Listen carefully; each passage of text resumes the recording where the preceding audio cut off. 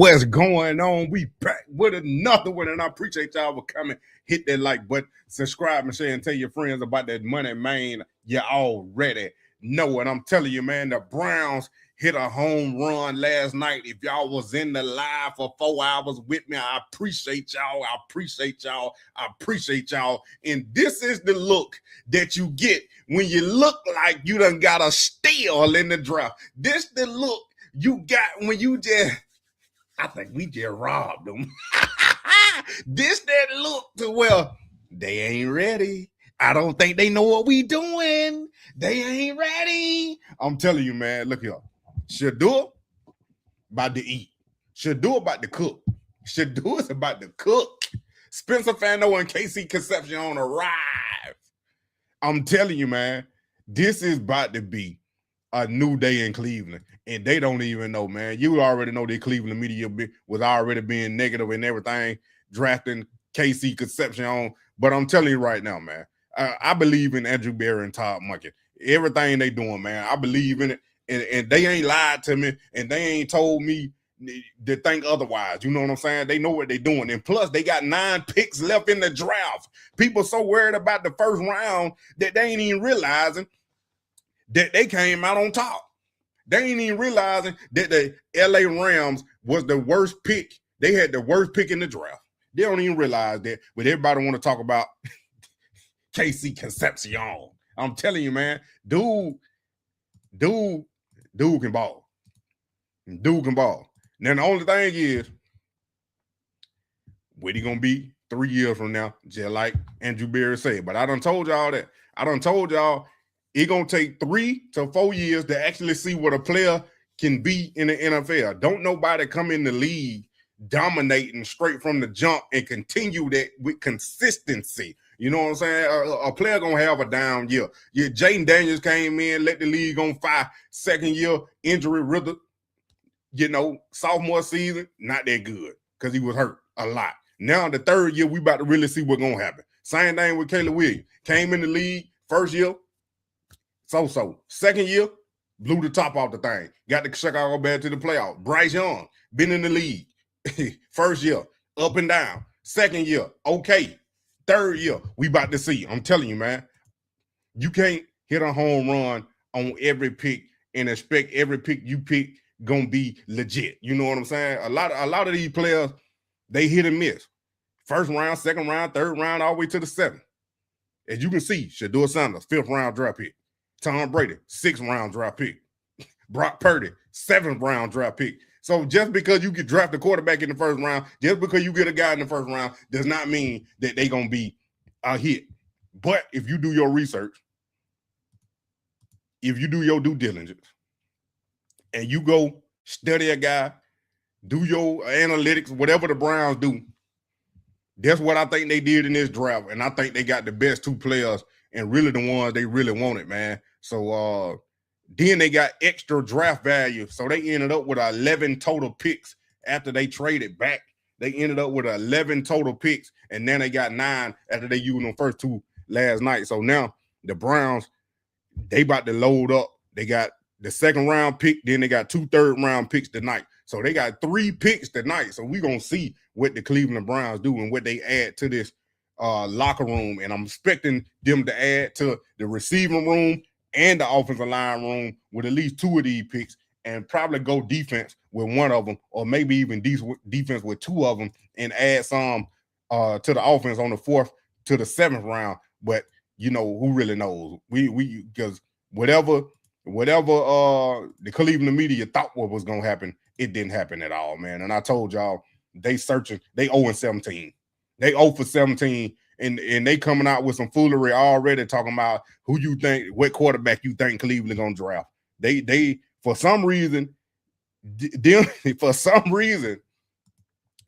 Cleveland Browns, Andrew Berry and Todd Monken, Jimmy Haslam, and JW in there, all of them was in there. They drafting a tackle and a receiver should tell you they building around Shedeur. That should tell you straight from the jump. But they so negative, they can't even see it. But Chase Daniel said it right here, man. You know I don't like Ancho right here, but he got two people up here that's being positive. Start with our 12-year NFL vet, all-pro wide receiver, TJ Houshmandzadeh. Instant reaction to the Browns draft in KC. That's something they need.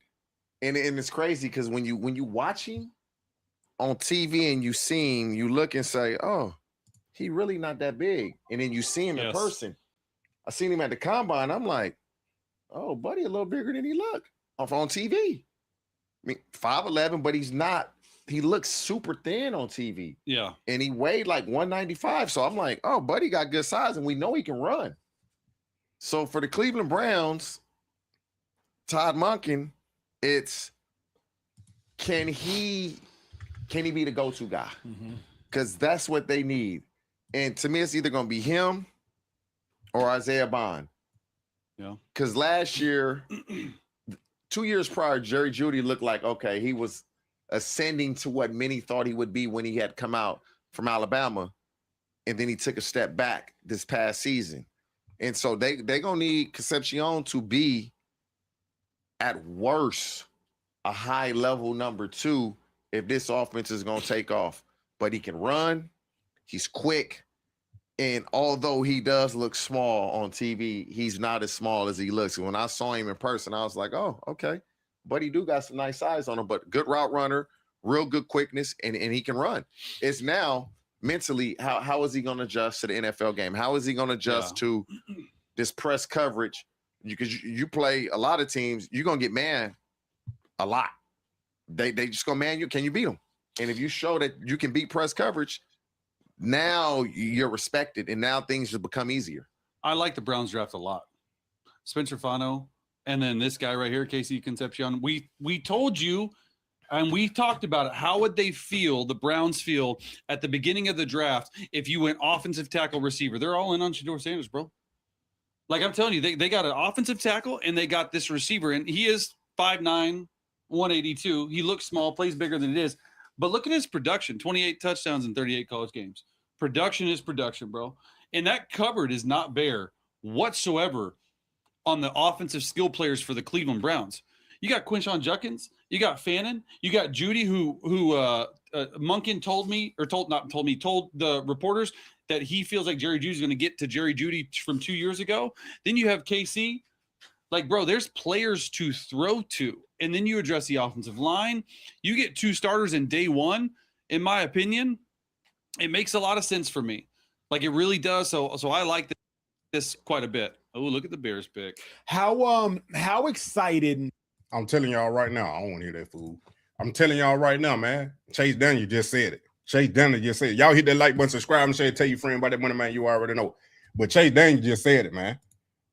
They got 2 two starters. Give it out now. They got 2 starters in the first round.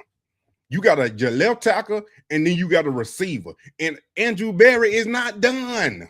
Just think about it, man. I'm telling you, I'm going to give y'all a little sneak peek because we're going to talk about it tonight. Don't forget, we can still live stream it tonight for the second and the third round of the draft. The draft starts at 7 o'clock. But we will be live starting at 6:45, so I can give y'all some more sneak peeks of what's going on. But I'm telling you right here, look at this right here, man.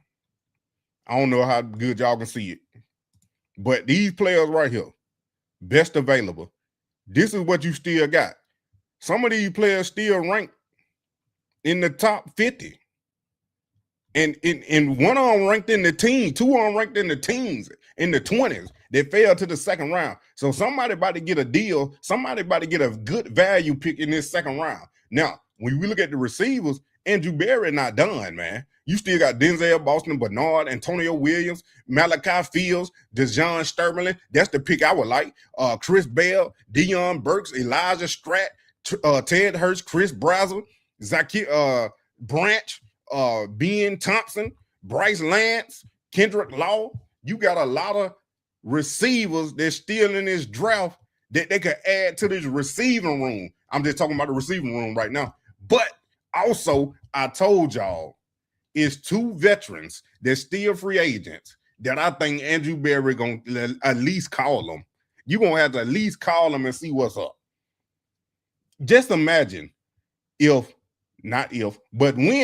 Andrew Berry add another receiver in this draft to this receiving room, then he go and get a vet, and y'all know the two vets that I done named, but it's really three now. Tyreek Hill, Stephon Diggs, and Deebo Samuel. If you go get Deebo Samuel right now, he make that receiving room better by himself. But now you done added KC Concepcion. You about to draft another one. Then you add Deebo. Then you see Chase Daniel just said you got Harold Fannin. you got the Jag, even though I wouldn't even be worried about him. But I'm telling you, Cedric Tillman and Corley gone. That's why I said, but new coach, new team, new vibe. I'm going hard every play. Because my job on the line, because I know they drafting the receiver. Now they got one. But that's just the iceberg. You still got DeAndre Hopkins out there. Like, it's a vet that the Browns can add on top of these young players to bolster up and really solidify that receiving room. And not only that, they're going to double dip or maybe even triple dip on some linemen. I'm expecting them to get at least 2 more linemen. And I wouldn't be mad if they drafted 2 more receivers. But I know they're going to get at least one. I know they're going to draft at least one. But I wouldn't be mad if they double dipped and got 2 more receivers because they picked up them extra draft picks. They got 2 third rounders now. They got 1 second round and 2 third rounders now. Then they still got their 4th rounder and 2 5th rounders. Then they got a 6th and a 7th. Come on now. They about to cook. They fixing this team in one off season. Like I told you, it don't take long to fix this team. If they really about what they talking about, they can go ahead and fix it. Ain't no drafting no Ty Simpson with the 13th overall pick. We're going to get to him in a minute because I got something for y'all. I'm just going to give you a little preview because the one that been here, y'all already know about the collateral collusion, or just say the collusion that happened to Shedeur last year during this time in the draft. How about they done did the opposite? They done flipped the script and did the opposite for Ty Simpson. We're going to get to it in a minute. But before I get to that, man, I'm telling you, you can see the difference in the draft calls, man. You can see the difference from last year in the draft war room when they was picking Shedeur. I'm just talking about Shedeur right now. I ain't talking about the first round. I'm just talking about Shedeur. You can see the difference in the excitement in them drafting these players that they done work so hard scouting and analyzing. Spencer, how we doing, buddy? How we doing? I'm doing good, man. Hey, did you like your road trip from Indianapolis to Cleveland last month? Oh, I loved it. I loved it. You want to come back? I would love to come back. Hey, I would love to come back. I promise we'll put you on a plane this time, okay? Yes, sir. Yes, sir. I can't wait. Hey, man, we're going to take you off the board. We are so excited to have you here. You've been one of the guys that we've targeted from very early in the process. We think you have the potential to be a franchise left tackle for us. And I'd say this. The other thing is you're a culture setter, and you'll be extremely additive for our offense and our team. And we think that you can be a foundational player for this organization. So we're really excited to take you off the board right here, and we can't wait to get going with you when you come in. Yes, sir. Thank you so much. All right, I'm gonna give you to Coach Monk here. All right. Yes, sir. All right, buddy. Yes, sir. Congrats. What's up, Coach? Hey, what's up? How are you? I'm jacked. We are jacked. I am too. I am too. I can't wait to go see Coach Warhop. I can't Yes, wait. sir. He couldn't stop wearing us out, so we got to get Spencer. Couldn't stop wearing us out. Congratulations. Well Thank you so deserved. much, Coach. Thank you so Yep, much. you bet. Thank you. Spencer, what's going on, man? It's JW. Good to see you again, brother. How are you? Man, excited. Yeah, I can tell you're fired up and really happy. Oh, What a great let's moment for go. you guys. Let's go. Hey, go enjoy it with your family, man. We're fired up. Can't wait to see you, meet you in person, get you here tomorrow. Yes, sir. Thank you so much. All right, brother. Congrats. Thank you. There it is right there. There it is right there. I'm telling you, man. We gonna watch some clips of Andrew Berry in a minute when he did the little press conference. But what he said, he excited about Fano. He gonna play left tackle. He athletic, he versatile, and he elite. Fano is nasty on the field. Don't let that sweet talk fool you. He said, don't let that sweet talk fool you. He nasty on the field. And that's the type of grit and type of players the Cleveland Browns need. They don't need no pity pat. I'm just gonna be honest. They call it titty bumping. That's what they called it when I played. Titty bumping. We don't need none of that. I'm apologize to my ladies in the room, but I'm just telling you some football terminology. When the head coach came to you, he said, when you're playing soft, you need to quit titty bumping. I was just saying what he's saying. You look like Tarzan, but you play like Jane. That's just the terminology that we use on the field. And I'm telling you, they don't need them type players. They don't need them type players. So let Ty Simpson go on. Let all the rest of them, the Cleveland media, who 0 for 17 want it, let them go on. Because they don't need them. And you see what type of time KC already on. I got a grill in. Come on now, you know what type of time he on. Hey, KC, how we doing, buddy? Hey. You got a lot of people there. That's good. Hey, we are so excited to add you to our team, KC. You're explosive. You have the makeup that we want. You contribute in the kicking game. And I told you when you visited, I was like, I hope you're a Brown, but if you're not, I hope you're playing in the NFC because I don't want to play against you. I'm glad you're on our team. You're going to make a ton of plays for us. And I know we cannot wait to get started, brother. Yes, sir. Thank All right. Hey, I got Coach Monk here. Coach Monk's really excited to talk to you, all right? Sir, thank you very much, man. Let's go, big boy. Huh? Good, man. Yeah, man. I'm ready. Awesome. I'm ready. Yeah, I know you are. I'm ready. That's why we wanted you to be a Brown. It's exactly. I know you said you're ready. We're ready too. I get it. We're fired up. No doubt. Can't wait to get you here. Well deserved. Hey, KC, it's JW Johnson. Good to see you again, buddy. Hey, congratulations, man. Really happy for you. Can't wait to get you here, bro. Hey, you're going to be a Brown for a long time. We're excited. All right, enjoy it with your family. We'll see you soon, okay? Congrats, brother. Yes, sir. Let's go get it. All right. Now, y'all see the difference in the draft room when you drafting these type players, man. But Todd Monken ain't had to do him like that. Todd Monken know that man stutter. I heard you. I know you. I heard you. he know he stutter. Why Todd had to do him like that, man? I'm telling you, man. This is a real football coach.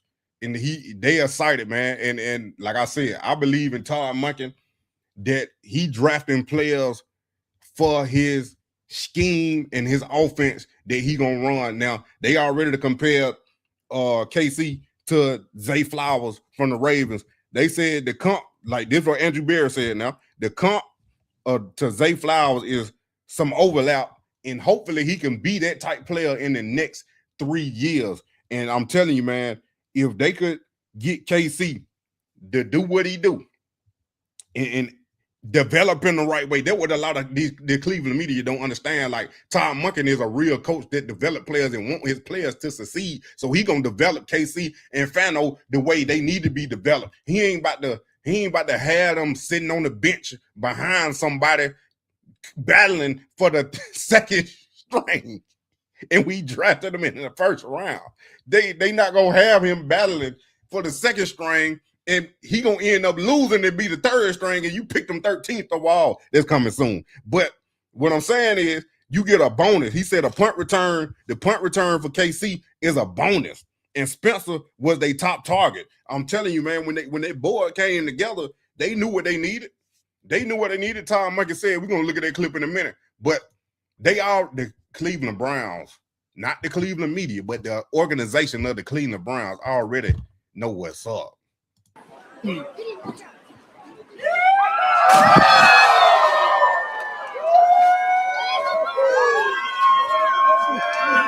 Let's go. Yep. It's time to take the plunge and get into the National Football League. His long week of waiting to hear his name is over.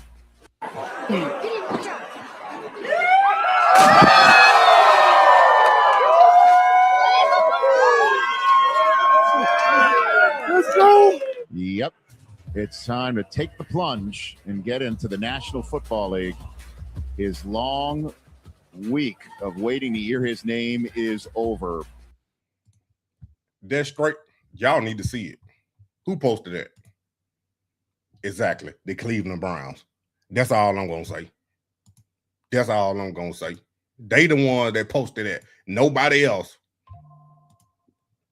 I think one of the cool things about Spencer is you look at how I guess scheme transcendent he's been, because what they did in 24 versus 25 was a lot different in terms of how they structured the run game, how they did, pass pro. And you can see him move, you can see him maul.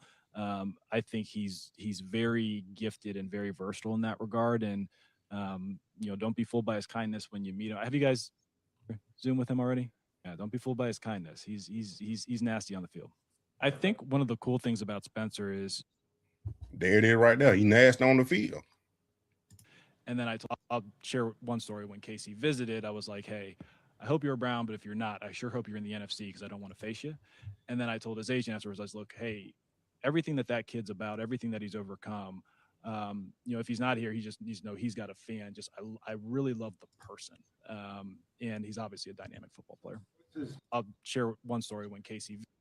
There it is right there, man. Now we looking at KC Concepcion. He prospect grade that they had him at. Will become a good starter within 2 years. 6.42. Right there, you see he got drafted by the Cleveland Browns. Prediction score 75, athleticism score 71, and a total score of 77. This is what you really need to look at when you're looking at these prospects, what the NFL project them to be as, and then projection round one, he compared to Doug Baldwin. If y'all don't know who that is, man, he played with the Seattle Seahawks when they won the Super Bowl the first time and should have won the second time. He was on that team, and he was a dynamic but quiet receiver. That means, what I mean by dynamic and quiet, that means he gonna put in that work and do that dirty work and get them yards and catch that ball when you need it.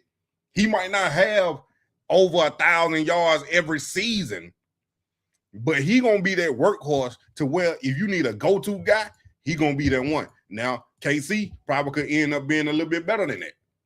It all depends on the development and how bad he want it.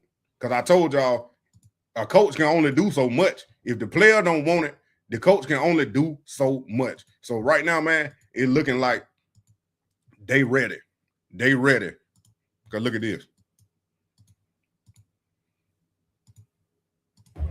The Cleveland Browns, man. What do you like about the Cleveland Browns so far, man? Everything. My visit there, and when amazing. I got to actually meet, Shedeur,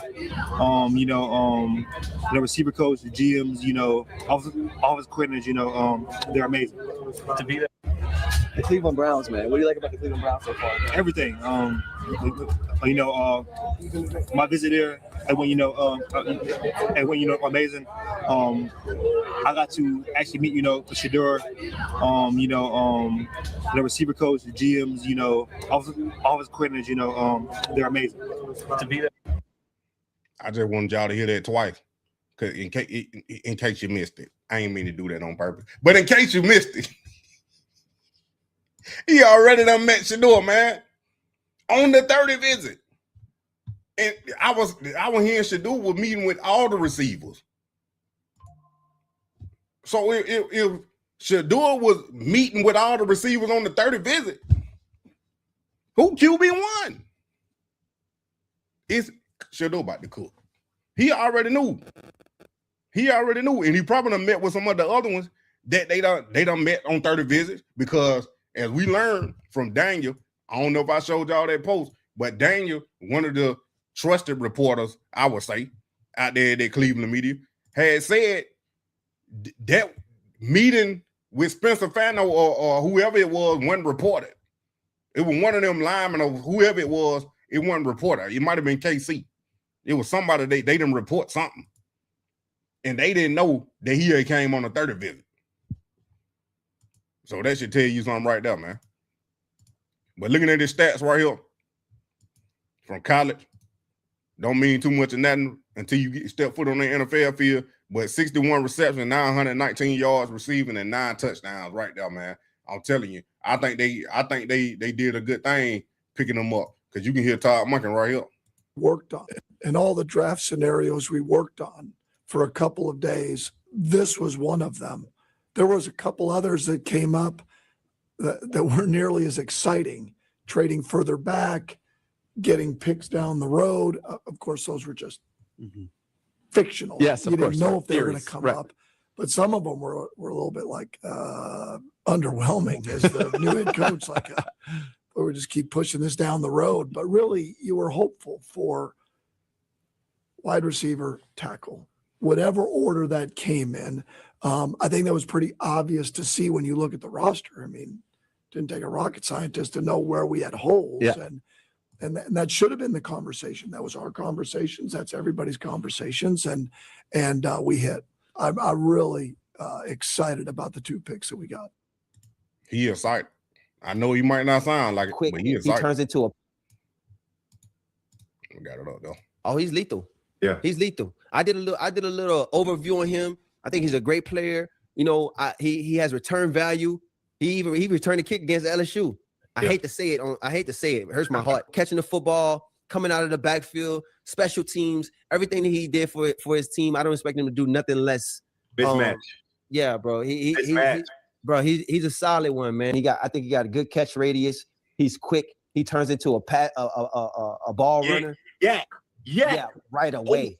Yak is crazy. He could be wide receiver 1. He can play special teams, kick return, punt return, right? Yep. And listen, he don't have to be wide receiver 1. Yeah. He is the perfect type of weapon to put around Defoe or Shedeur. Yeah. He's the perfect weapon. So a guy that could do it all, Swiss Army knife.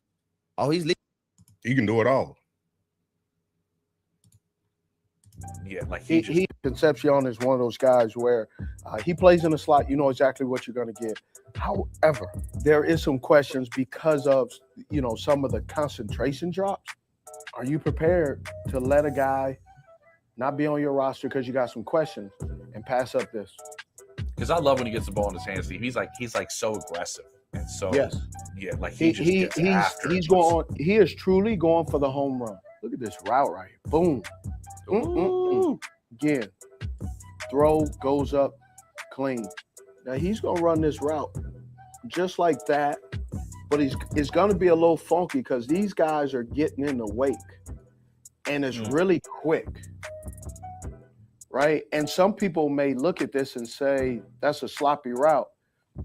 Man, it's more of a concept. Look at that catch though, and so him showing me flashes like that he can catch the football. Man, I love that. Man, you're really leaving a lot of meat on the bone if you pass this kid up concerned over the concentration drops. That's just my humble opinion. That's the biggest thing they talking about right now. This negative Cleveland media. They talking about his drops, concentration drop. That means, looking the ball in your hands. And a lot of that time is, you trying to take off and run before you actually catch the ball, man. That can be fixed over time. I don't think that's a big deal, you know what I'm saying? But like literally, if this become a consistent issue and he's not getting better like a veteran like the Jag, then that's a totally different story. You done been in the league long enough to know you shouldn't be having all these drops. But like Andrew Berry said it, up there at the press conference, he said everybody done had drops besides Larry Fitzgerald. If y'all don't know who Larry Fitzgerald is, you need to go Google him. He played with the Arizona Cardinals. The man was a true definition of a possession receiver. If you threw the ball in his area, it was caught no matter what. I don't care who was guarding him. I don't care where the ball was located. If it was in his area, he was going to catch it. But y'all see right here, man, the PFF, you got to take it with a grain of salt. Receiving grade was a 79.9. Yards per route run was 2.46. Drop rate what they be talking about a 10.3%. Contested catch rate 66.7, and then a grade versus man coverage was 78.3. And you see right here what they talking about. He had 7 drops last year. But man, look, if you get a dynamic player, a lot of this stuff in college ain't got to translate because you gonna put your work in as a coach to develop that player the right way and get him up to speed on what he need to do and how he need to play and how you want him to play in your offense. And I think they really found a receiver. But like I said, they still not done. So they gonna get another receiver, man. So just be patient. I can't stand Jerry Jeudy at all, man. Like Steve Smith said it. The man was a jag, is a jag, not was, is. But I want to see what Todd Monken can do, because I know he ain't going nowhere. But I want to see what Todd Monken can do with the jag. You know what I'm saying? Can he? Because if you look at Jerry Jeudy's stats, besides what B. Watt said, for the ones that know who that is, but besides what B. Watt said about Jerry Jeudy, a wide receiver one, he the only one I know that said that. Everybody else know Jerry Jeudy only had 1,000-yard receiving season, and he had to have Jameis Winston, a big arm quarterback, to throw the ball downfield, not none of that deacon dump mess that Kevin Stefanski run. That's why if you go to my channel on the Dirty Bird Savage, and when I talk about the Atlanta Falcons, that's why I don't think Drake London gonna have over 1,000 yards this season, just because he running that Kevin Stefanski offense now. But yeah, B Watts is funny, man. Shout out to B Watts. Y'all go subscribe to his channel if y'all ain't subscribed. Sports Talks with B Watts. I'm telling you, man, real funny. He done got real comfortable in front of that camera and done loosen up a little bit. Now look, this Spencer Fano right here, man. We're gonna take a look at this. This against David Bailey. Now, David Bailey, I ain't watched this, so we watching it all for the first time. Hopefully they don't copyright me, but we're gonna watch it all at the same time. And this David Bailey, the second overall pick in the draft that went to the New York Jets versus the number 9 pick that the Cleveland Browns just picked up. It was Francis versus Cassius. Just in case you didn't see that one, just some clarity here.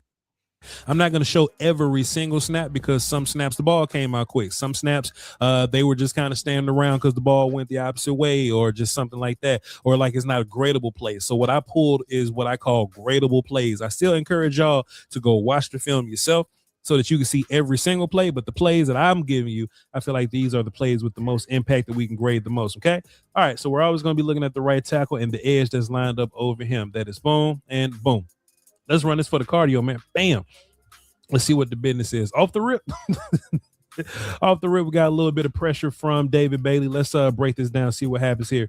Dave is going to give you a little bit of an outside rush there. And Fano, you kind of see Fano kind of measuring and working his hands a little bit and trying to get a feel for where Bailey is. I would rather Fano be a little patient, kind of keep his weapons holstered there. There are times where you do want to feint and kind of show hands as a lineman there, but yeah, I don't know if Fano has the arm length to pull that move off. We'll cross that bridge when we get there.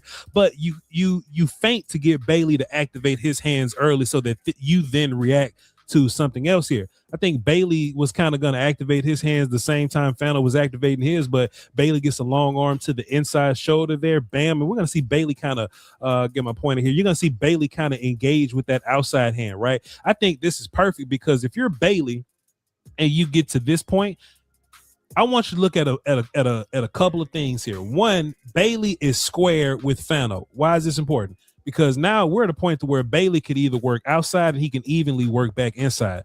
Also, I think the actual timing of this is look at Fano's base right now.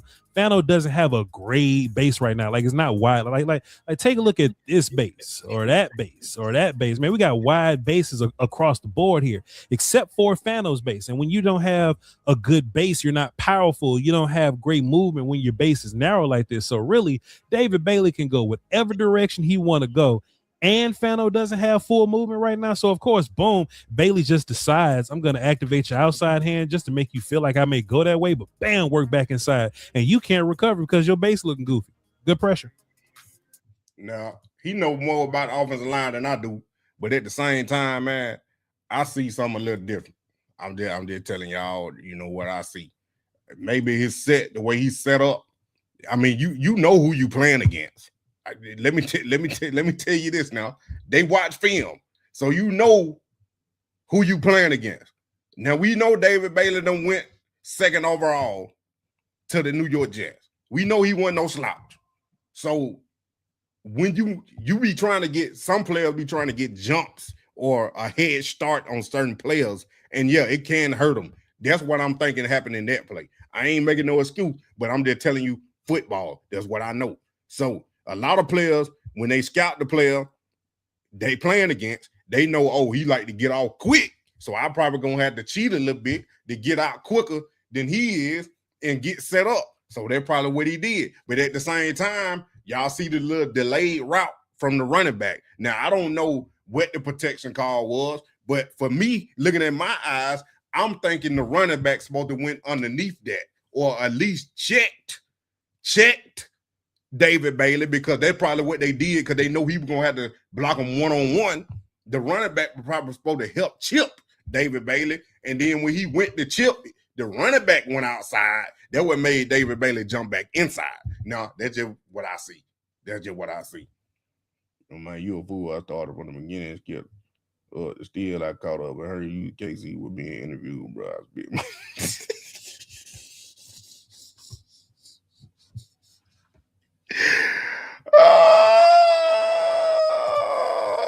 I'm just saying, man. I'm just saying. But hey, if you new here, man, hit that subscribe button. If you ain't hit that like button, you need to hit that like button right now. And I'm telling y'all, man, I'm gonna say it again. I'm gonna keep saying it for the ones that I already know, y'all already know. But your boy is graduating July 24th. Well, at the end of July. It ain't July 24th. It's the end of July. And I'm accepting donations for anybody that want to do it. You ain't got to do it, but if you want to donate to the cause to help your boy walk across that stage to get these 2 dual master degrees, health administration and build administration, I would greatly appreciate it. Send it to the Cash App. If you want a super chat, you can go ahead to super chat, but send it to the Cash App. Savage AF 21 down there strolling at the bottom, man. It's gonna come up when it say Cash App right there. Savage AF 21.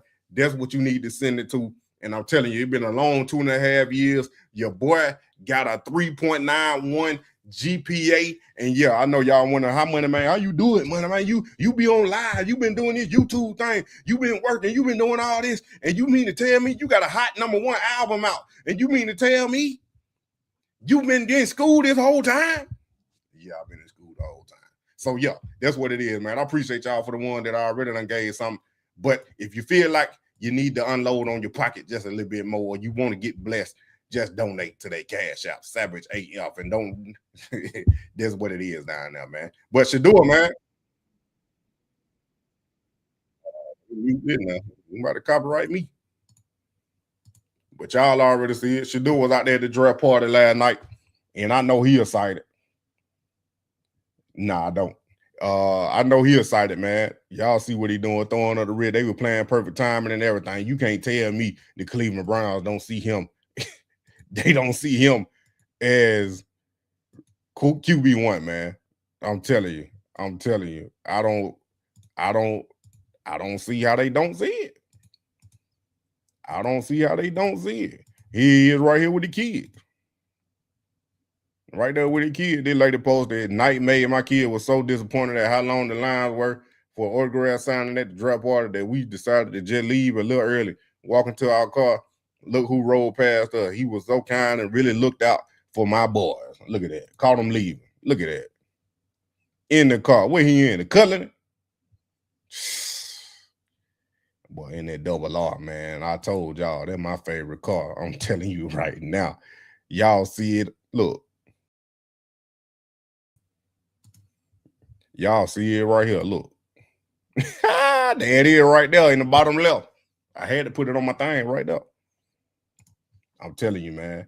But now, I want to talk about this opposite of this collateral collusion. Y'all already know last year, a whole year ago, to this day, to this point, that Shedeur Sanders got colluded against by the NFL. Shedeur fell from the first round all the way to the 5th round.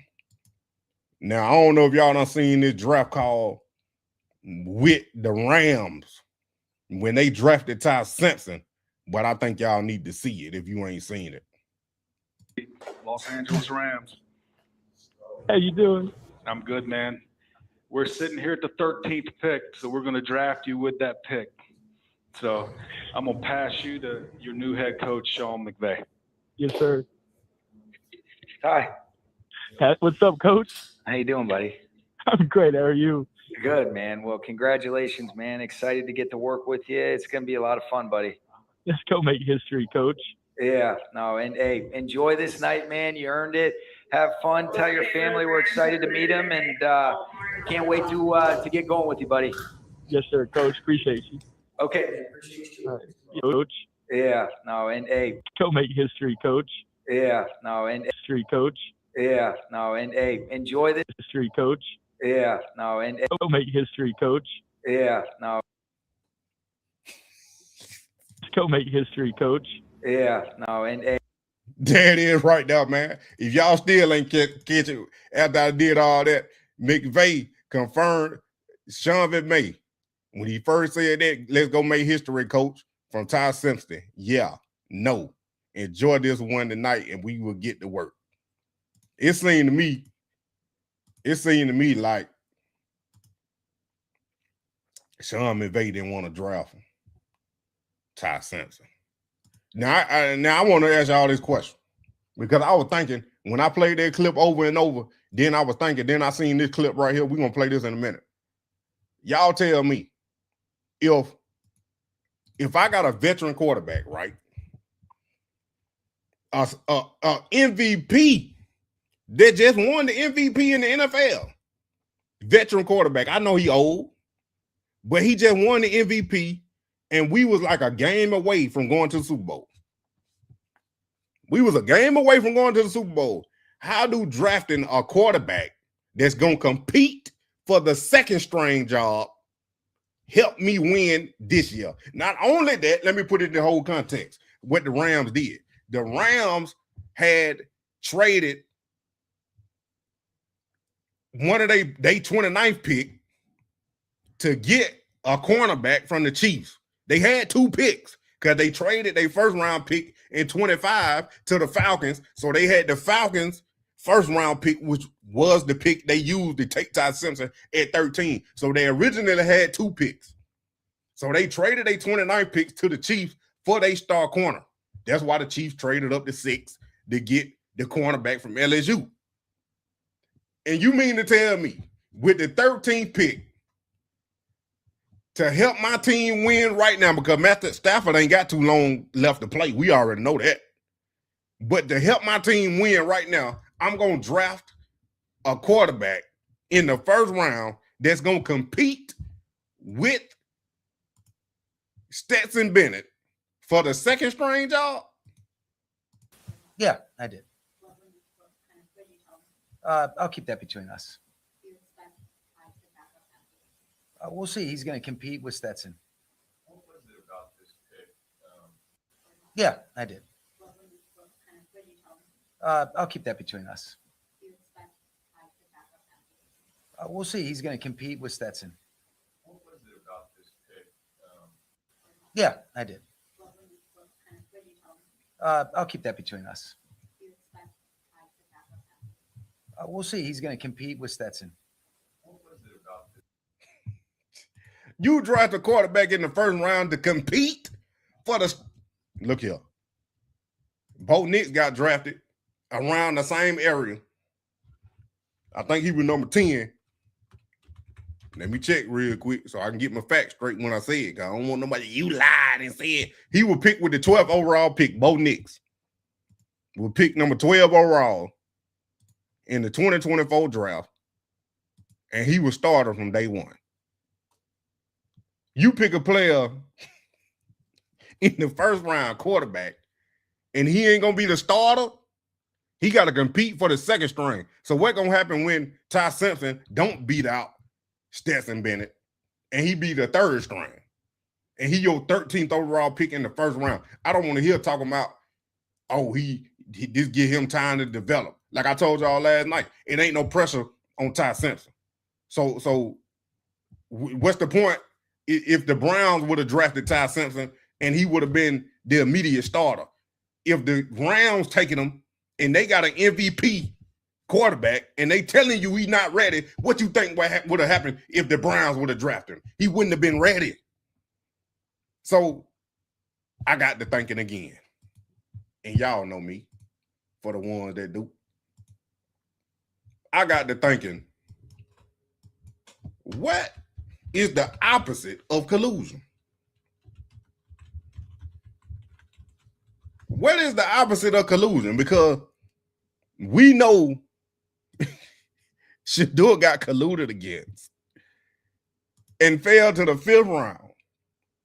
But it seems like Ty Simpson was the opposite. He didn't get colluded against. The only word that I can come up with, he got boosted.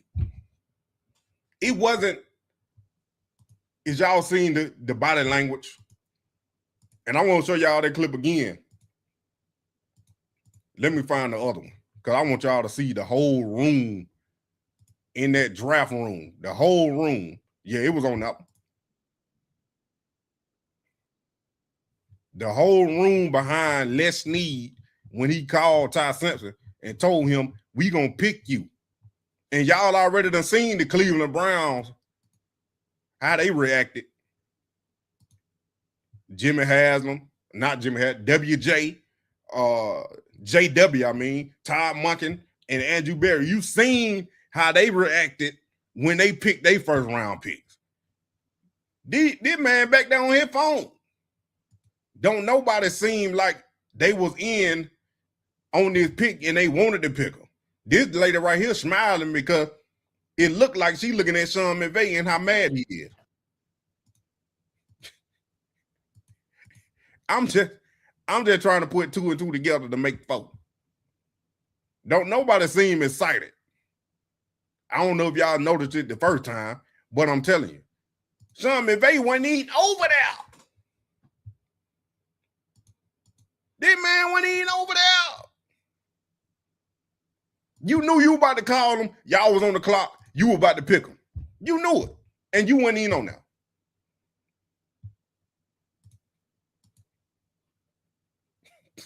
Coach, How you doing, buddy? I'm great. How are you? Good, man. Well, congratulations, man. Excited to get to work with you. It's going to be a lot of fun, buddy. Let's go make history, Coach. Yeah. No, and it just seemed like to me it was a fourth pick. It seemed like to me it was a fourth pick. Miss Janet, appreciate you. Cash App was sent. Congratulations. I appreciate it. I'll check it in a minute. Thank you. Thank you. Thank you. Your dad had connection, but it was an issue with Shedeur. Exactly. But that ain't even that. Because if you remember, they had said that Ty Simpson got a first round promise from some teams. Where they do that at? When they start promising players, they're gonna get drafted in the first round. You shouldn't have to promise a player you're gonna draft them in the first round. Your talent should let you see that that player deserves to be drafted in the first round, not a promise. So he's saying, let's make history, coach. Yeah, no. I got Matthew Stafford, a vet that I already won a Super Bowl with, and we probably could have went to the Super Bowl again if the Seahawks didn't get on our way. And you want me to spend my 13th overall pick on a player that ain't gonna help me? That's a wasted draft pick, man. And I'm telling you right now, I hope Ty Simpson become one of the greatest quarterbacks in NFL history, because the Rams and the way they operate that I done seen since Sean McVay been there, they don't make picks like this. They don't make picks like this. This is an outlier. And like I said, the only word I can come with the true opposite of that Shedeur angle flip was boosted, elevated prospect, drafted on influence, fast-tracked, protected prospect, manufactured top pick. That's probably the main one. Narrative plus media plus front office, it wasn't no alignment. But I was just looking for some words to describe how I don't think Sean McVay wanted to draft Ty Simpson with 15 starts and need a lot of development. I don't even think Ty Simpson, let alone went that high in the early teens. He shouldn't even been drafted in the first round. But like I told y'all, man, Cleveland media is 0 for 17. They 0 for 17. Look, I don't know what's going on because the Alabama Crimson Tide, they extended the head coach for 7 years. I don't know what they seen, what he done told them, or what trans he done put on them, because he ain't Nick Saban. And if they see that in him, then oh well, they see something I don't know, because they with him every day. But this was one of the, you could say Alabama made it to the college football playoff, but it was one of the worst Alabama teams I done seen in a long time. Because when Nick Saban left, he took something with him, and I don't know what he took. I don't know what he took. He played a year of college, and he a 13th overall pick. Meanwhile, Shedeur putting up crazy numbers, breaking hundreds of records in 2 years, and he don't even go first round. This is crazy, man. That's all I'm saying. That's all I'm saying, man. It's crazy. But like I said, I ain't bitter. I'm just putting two and two together to make four, because it don't make no sense to me. And then these picks they got 2nd round, 3rd round, 6th round, and 3 7th rounders. Like I said, man, it was plenty of other players on the board they could have got to help their team right now. They could have ended up getting Makai Lemon, man. Like, I was really thinking Makai was about to go to the Rams, because just the think about it now. I ain't no Rams fan or nothing, but I'm just thinking about having Matt Stafford, having the draft class next year in 2027, to where all these quarterbacks that's getting highly touted gonna be in that draft. And no matter where you finish it in this coming up year, you could probably get one of them players, one of them quarterbacks in the 1st round next year. But they go reach on a Ty Simpson that ain't better than Dylan Gabriel. I just don't get it. That's why I think the pick was forced. It was influenced. It was boosted. It was whatever word. Elevated prospect, fast track, protected prospect, draft influenced. I think it was one of those, man. I just think it was one of those. That's just my spiel on it, but I'm done with that now. But last thing before we get off, man, I want to hear these draft calls with these players, Spencer Fano and KC Concepcion. I'm gonna start saying Concepcion. Y'all know I'm country folk. With the Browns drafted tonight. We're gonna get to that later.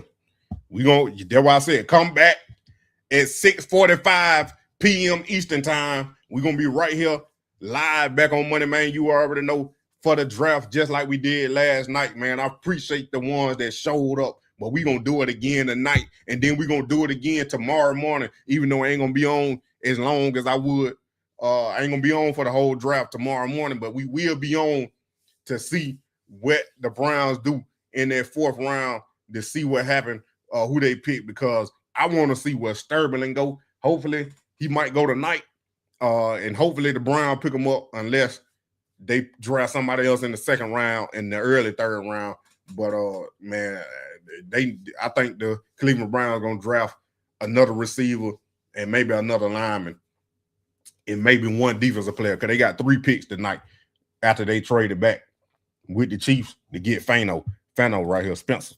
But we're going to listen to it real quick. Just what was your reaction when you heard the call from the Browns, and what's it been like in these last 10, 15 minutes? Oh, my gosh. I was sitting there, and then I saw a FaceTime call from Megan Rock, and I just started crying.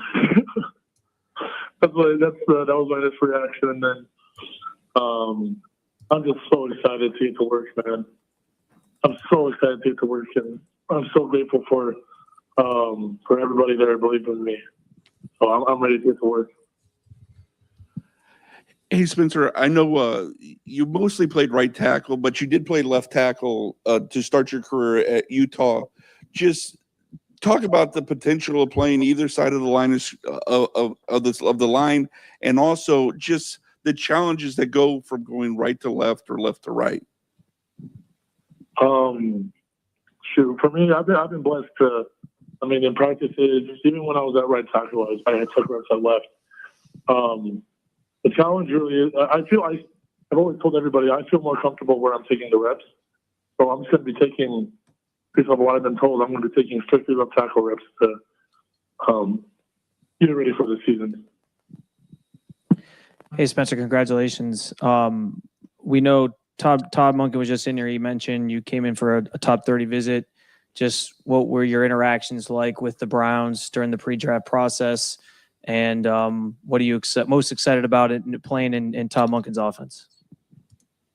My pre-draft process with the Browns, I feel like, have been really special. I mean, I drove there straight from Indy, straight from the combine, and I was the first person in there. So I feel like that alone told me how much how they viewed me, and that's I feel really, really blessed. I'm so excited to be able to play for Coach Monken and get to work. Hey, Spencer, what are your impressions of Shedeur Sanders, and what will be blocking for him for the next 5 years or so? I'm excited. Oh, I'm excited. Me and him, we went 1-1 in our college career. I won one save and I lost the last one. So I'm really excited. Spencer, what do you make of stepping into a role that was filled by Hall of Famer Joe Thomas for so many years? What do you know about Joe?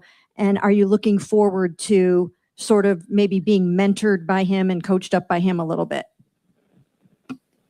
Yes, I mean, this is pretty.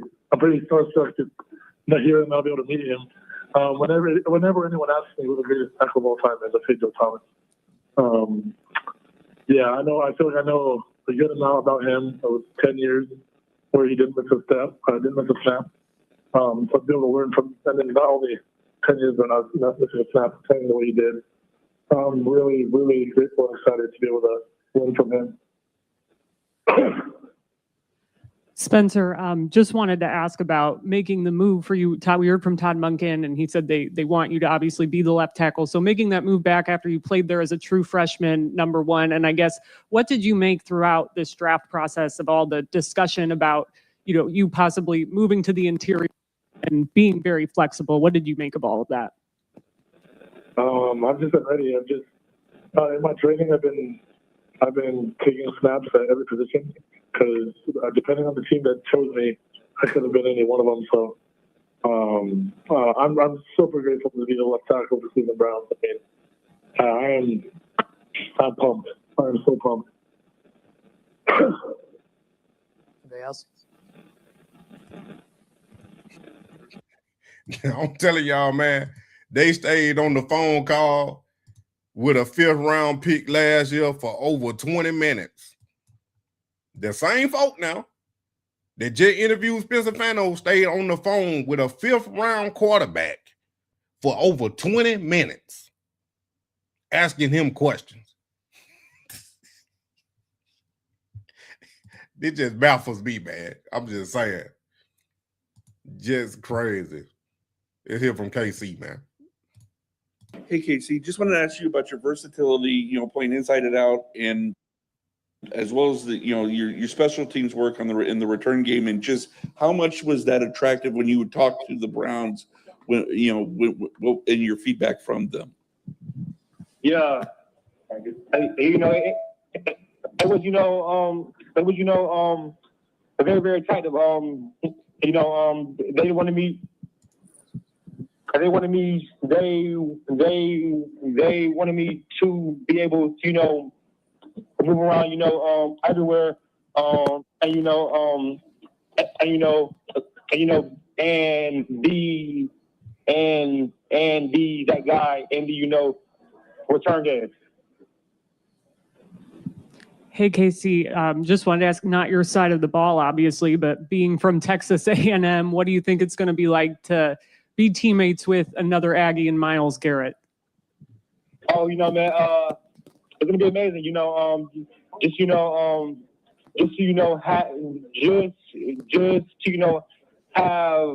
have somebody who has came from my same alma mater, and be able to have that a role model. Now there. Hey, KC, what would you want to tell Browns fans are your strengths as a wide receiver? I'm versatile. I make plays. I can play. Anywhere. I can run. Any route. Whenever I get there, you guys are going to be getting a dog all over the field. Hey, KC, when did you know that the Browns were really interested in you, and how did the pre-draft process go with visits and those meetings? Yeah, I would say after I had left the Browns. I was like the Browns were are pretty interested. They let me know I was very high on their boards. So I knew that I knew that if I knew that if I had failed to them it was gonna be a very likely chance that I would end up on the Browns. Hey, Casey, I know you made a point in sort of writing that letter to all the GMs here leading up to the draft and just kind of sharing, who you are and what they're getting in a player. Why was that important to you? And what's your message to Browns fans? I mean, my message to Browns fans is, get your popcorn ready. I'm ready right now. I'm ready to play. I'm ready to, I'm ready to, change, the organization.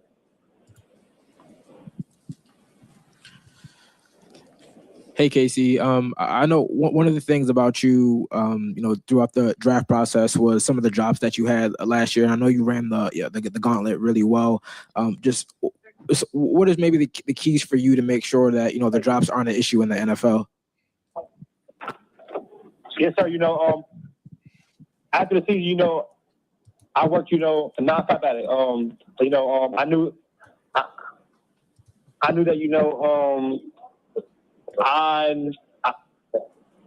I knew that, thank you. I knew that, I have had, some, concentration drops. So, back of the season, all season, during the season, I am going to work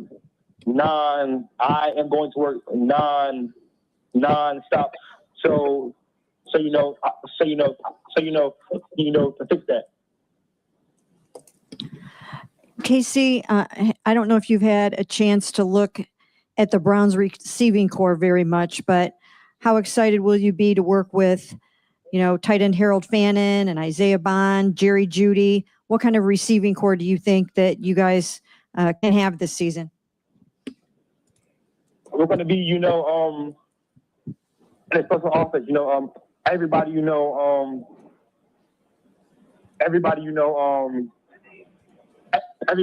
has, everybody has a different, a strengths. So, I just feel like, if we can all, put it together, thank you. I just feel like if we can all, put it together, we will definitely be a explosive offense.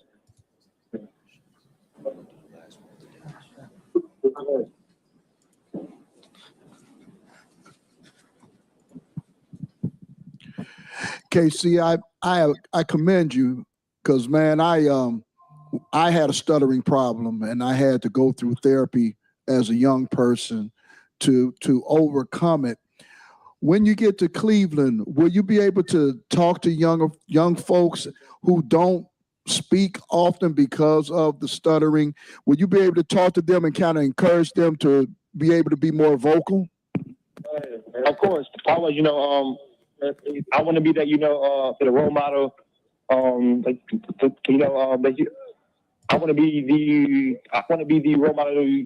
I want to be the role model that everybody looking to, and and just be and just be that outlet for everybody. Thank you, KC. There it is right there, man. I did this real quick just to see what they could do. And this might be something right here, man, that Cleveland might do. They might go guard, receiver, D lineman. They just something I look threw together right there with the third round, the second and third round. I only did them 3 picks that we gonna pick tonight. With the Browns gonna pick tonight, but who knows, man? I don't know where Cleveland might go. But if they can get this dude, Emmanuel, this guard right here, I think that would be another good addition to get him as an inside player. Then they can rotate one of them vet receiver. One of them vet offensive linemen to tackle the other guard if they needed to, or have Jenkins play center if they need to, if they draft this guard right here, man. But we're gonna see what they do tonight. Like I said, 6:45, we're going back live tonight for the draft, the second and third round, to see who the Browns pick, and also the Atlanta Falcons on the Dirty Bird Savages channel.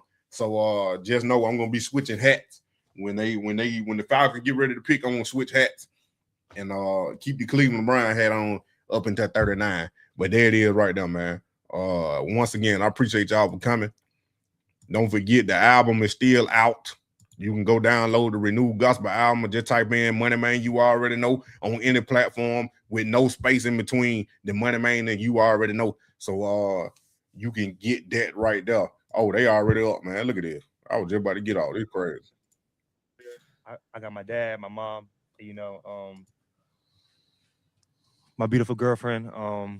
My dad, he's the one that,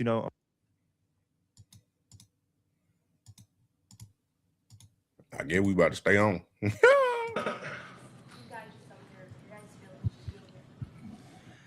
Yeah, I mean, like, it's just, a blessing, honestly. It's just, a dream come true, honestly. And when, and when I heard my name called, it was just, excitement. Yeah, I'm so excited. I mean, I feel like, just gotta be honest. One of my first thoughts was I don't have to play Myles Garrett on Sundays, so that's something to be excited about in itself. But I mean, just to be here, be with these teammates, to be able to play for these fans, it's an honor. To follow up on that, I mean, left tackle come through here before and talk about going up against Myles and that challenge that it is. How much are you looking forward to getting that opportunity in training camp practices even? I'm so excited. I mean, I feel like there's no better way for me to get better than going against someone like that. I mean, just maybe the best player in the world. So to go against him every day is going to be a blessing. You guys, you talk about versatility, positional versatility. How much more important is that becoming in football, that, you're not just a left tackle or a right tackle or an outside receiver? How much more important do you feel like it's becoming in the game? Yeah, it's much more important now. The more things you can do, the better your value is. The faster you learn, the more plays you get. Being able to play, all across the field, it's just gonna, open up, many more opportunities. Yeah, and and you never know what's going to happen on the football field. Like, someone could go down. I think it's a good thing to be able to fill in wherever I need to. Yeah, it's a big thing. And then not only that, is that knowing how to play multiple different positions just broadens, or I don't know, it broadens your knowledge on the game itself, on how every play works. So I feel like there's nothing but positives that come with knowing multiple positions. You were probably playing when games that Shedeur Sanders was playing. Yes, sir. But have you had a chance to watch him play, and what will it be like to catch? Yes, sir. So I actually got kind of like story. So whenever I had entered the transfer portal my after my sophomore season, I had actually went down to Colorado and and met Shedeur. He's a great guy, a great leader. It's just I just cannot build that relationship, build that and build that connection with them. What was it like for you to hear Andrew Berry say to you on the phone yesterday during your draft call that they expect you to be their left tackle, their franchise left tackle of the future? I mean, sure, I'm ready. I feel like it's such a cool thing to be believed in, and I'm not one that likes to let people down. So Andrew told us not to be fooled by your personality. Right? I think he said don't be fooled by your kindness. So is there a switch that just flips with you when you step on the field? I guess you could say that. I don't know. There's just something about. I don't know. There's something about just. I don't know. That's a little corny. So let me think of something else. All right. But it's like the same saying. There's no greater joy of moving a man from point A to point B against his will. And there's really nothing like it. When you're just pushing a guy back, he's like swinging at your arms. There's no feeling like that. And then to be able to put someone in the dirt, it's awesome. Joe Thomas a little bit yesterday. First of all, has he reached out to you yet since you've been drafted? No. But What drew you to him when you're growing up watching left tackles, and what stood out about his game where you just called him the best of all time? well, I mean, I feel like a big thing about him is this that I saw. I feel like it's a really big character thing too, is the fact that he played 10 years and didn't miss a snap. I feel like that was like the biggest thing at first, where it was like, I think that's insane because there's no way that he got through 10 seasons healthy, and the fact that he never missed a snap, I think that just as when I was younger too, showed me like his character, and how well he played those 10 seasons too, or his whole career. To me, it's kind of undeniable. It's the greatest of all time. Reading that letter you wrote to GM, and you called yourself, you said you're the best receiver in the draft class. I guess what makes you say that? What gives you that confidence to say that? Like I said before, I'm very confident. I feel like I feel like I am the I feel like I am the most versatile. I feel like I feel like I feel like I am the I feel like I am the best playmaker about a group, but everybody is amazing. Everybody everybody has everybody has their everybody has things that everybody has their things that that everybody does well. So Just address the fact that Andrew Berry, when he talked to us, he told us that after he read your letter, that he actually picked up the phone and called you to tell you just how much that moved him. What did it mean to you to hear from him in those words when you weren't even sure if you were going to be here or not? And, how did you feel about that? it meant a lot.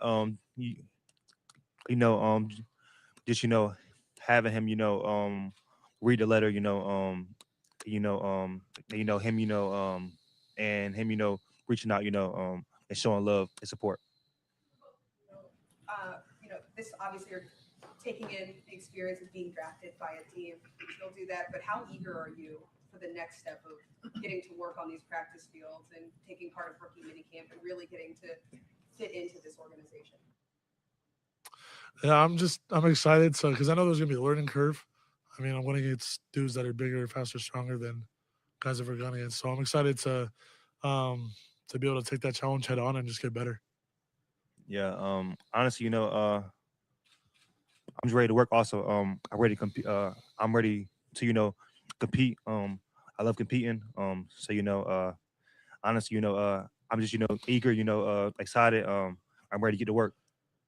There was a report that you had like a knee scope in Mhm. March. Just how you feeling, physically, and you think you'll be like ready to go for Yeah, I had a knee scope March 12th.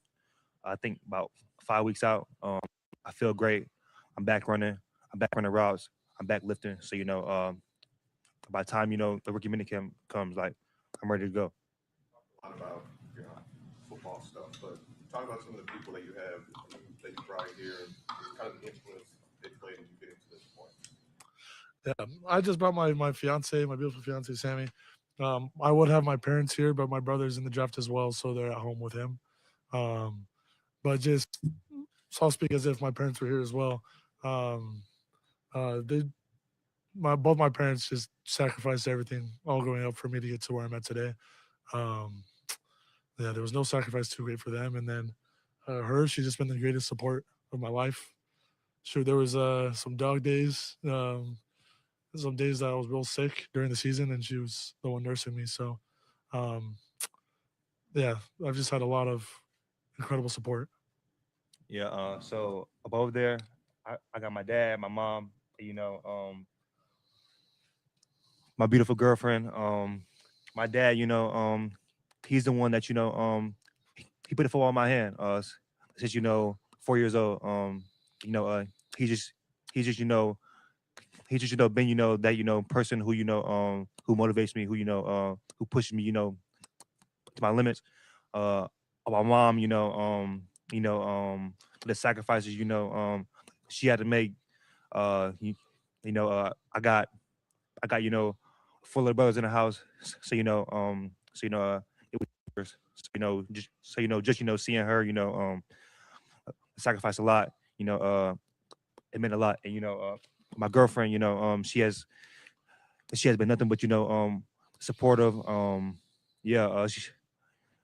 She's just been the greatest supporter, a shoulder to lean on, and an outlet to talk to. Can you talk about the fact that I've been watching some of your film and your tape, and your route running is obviously one of your strengths, and you're joining Jerry Judy here, who is also a great route runner and prides himself on that. Have you watched some of Jerry? Have you watched Jerry film at all? Of course. About him as a route runner and how you guys might be together in that way. Yeah. Of course, growing up, Alabama, it was a powerhouse. Just seeing those guys, be there, and dominate. So, once I'm finally able to get to meet him, and pick his brain, I feel like me and his game are going to complement each other very, very well. There's been a lot said with some of the new offensive linemen that have come in this offseason about George Warhop and kind of what he brings to the table as a coach. Just how much were you able to, if at all, interface with him during the pre-draft process, and how excited are you to work on him? I was able to meet him at the combine and on my 30 visit, and it's been awesome. It's been really awesome to get to know him, meet him. Just talking with him, I already know. I already tell what kind of coach he is. He's definitely an old school type of coach, a very hardcore type of coach, and that's all I've had. So I think that'll be awesome. So, lifelong dream for both you guys. I'm just curious, when you were a kid, what part of it did you dream about? Was it playing? Was it hearing your name called? What was it? I would say, just playing, honestly. It really didn't matter, if I got my name called or not, just being able to, just being able to play the game, just being able to play the game that I have loved, since a kid, honestly. I'm sorry. I was just going to say, I feel like every part of it has been my dream. Hearing my name called, I mean, even being here, I feel like is a dream to me. And getting out to play on Sundays, I'm really grateful because I feel like just every day I'm out here, I'm in this league, is going to be like I'm living my dream, as I am. question would be for both of you as well, and that is, it's not every year that you have 2 first-round picks. So, I mean, have you guys kind of had a chance to sort of talk to each other a little bit about how you can be a huge part of the evolution or the transformation of this offense, and kind of Andrew Berry was saying that, you know, you're culture setters and things like that. So do you feel like you can be part of something big here to get this thing turned around? Yeah. Let's do it, man. Let's do it. Do it. Yeah, like really like, you know, we really like, you know, just met, you know, so, you know, just, you know, coming in, you know, together, and just, you know, and leaning on each other, you know, help each other out, you know, and just, you know, and just, you know, and just, you know, and just establishing, you know, that brotherhood, honestly. You were a kid growing up playing. Did you pretend you're some receiver, like whoever it might be? Now, so actually, I actually grew up playing a quarterback. Honestly, I didn't start playing receiver until my 9th grade year in high school. But I mean, growing up, I used to watch a lot of Tavon Austin. Yeah, you know, back then, you know, his, you know, college highlights were, you know, were legendary. Big deal that was made about your arm length and the whole pre-draft process. And at any time were you worried that was going to move you down the board or keep you from playing tackle at this level? Nah, it's been confusing. We were talking to someone before. It's like, shoot, I don't even know what my real arm length is. I mean, we had measured like 32 and 1/8. Freaking pro day was different. Here, when I came out with 30 visit, it was 33. Was it the Steelers? It was 33. I don't know what it's like to have 35-inch arms, and it hasn't made too much of a difference. So That's an overrated aspect in the NFL draft combine process with offensive tackles. I mean, I feel like I'm sure it has something to do with it. I mean, I don't think people would make such a big deal out of it if it wasn't a thing. But I don't think anyone has the athleticism and the feet that I have. So I think in my case, I don't think it makes a big difference. Yesterday, Andrew mentioned too that they thought you were the best punt returner in the class. Just how have you embraced that part of the game, and are you looking forward to making waves here? Oh yeah, always. You know, it's just, you know, it's just, you know, it is just another way I can, you know, impact the game. You know, it changed the game. It just honestly adds on, you know, to my value. How about the fact that you are joining an offensive line that's in the middle of a complete massive overhaul, and that pretty much everybody at every single position is going to be new and different? How might that benefit you, you know, to just kind of be on the ground floor of a startup line? I feel like, I don't know, it's gonna be exciting. I mean, it's gonna be. It'll be really fun to have all of us time, so we can all kind of build relationships at the same time. I don't know. It's cool not going into a room where everyone's already, I don't know, set in stone. To be able to go in a room where we can all build relationships at the same time, and I'm excited to be everybody's shadow, to kind of learn how to be great in this league. What about the draft process, talking to the Browns, meeting with the Browns, and then being drafted by the Browns? Has you excited about the city, about the organization? What gets you excited to be here? I mean, honestly, you know, just, you know, the relationships, you know, everybody, everybody, you know, inside the building, you know, from what I can see, it's close. It feels like, you know, a family environment. So, you know, just being able to be in that type of environment. Yeah, and then my 2 favorite things so far have been, first, definitely the relationships. I mean, meeting Coach Monken was so cool. He's a great man, great coach. meeting with Coach Hop. I mean, I'm so excited to play for him. And my second favorite thing has actually just been the traffic here. It's been unbelievable. I we was here at 5 p.m. during my my 30, and then there was nothing. There was nothing. There was like just straight green lights. So I was like, yeah, that was unbelievable. Was there a moment for either one of you guys during your visit that you thought, wow, this could be my landing spot?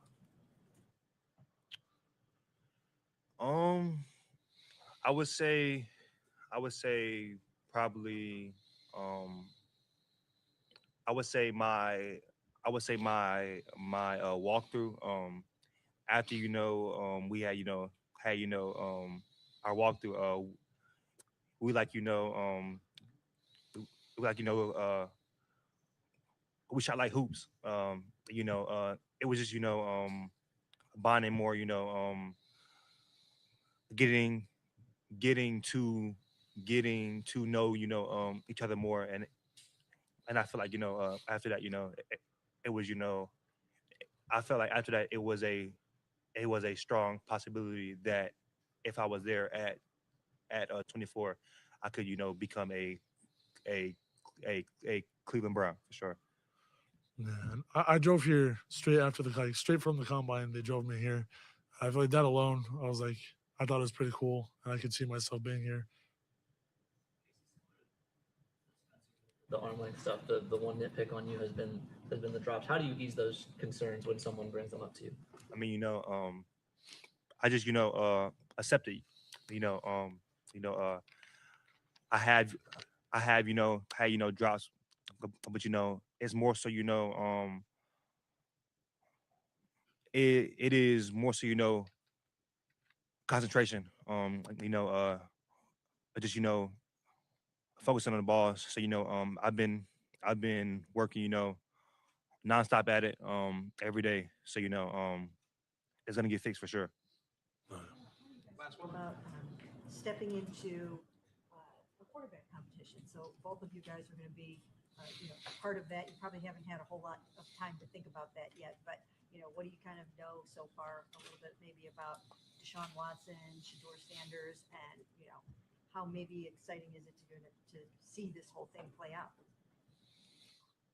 I mean, just as a lineman, it's I'm excited to play to play in front of either of them. I mean, it's so funny hearing Deshaun Watson. It's kind of like a celebrity name to me. And then I was able to play against Shedeur in college too.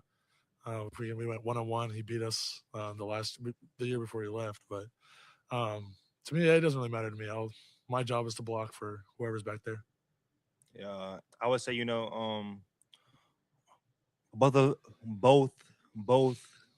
of those guys are legendary. Honestly to me it doesn't matter. It's my job to get open. Catch the ball. So whoever is back there I'll just I'll just be happy for those guys. Thanks, everybody. Thank you, guys. KC and Spencer, if you want to stand up. Get back.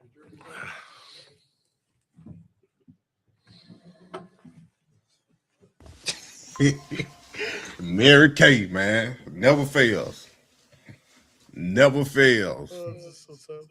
What? This is a crazy. This is crazy. Frank, bro. They realize it. That's wonderful. KC, do you want to step down for a second? Sammy, if you want to join Spencer. Why Mary Kay doing that, man? That's crazy. I did not expect her to look like that. I just had a different vision in my head. Nothing bad. I just didn't expect it. Cause he Samoan or whatever.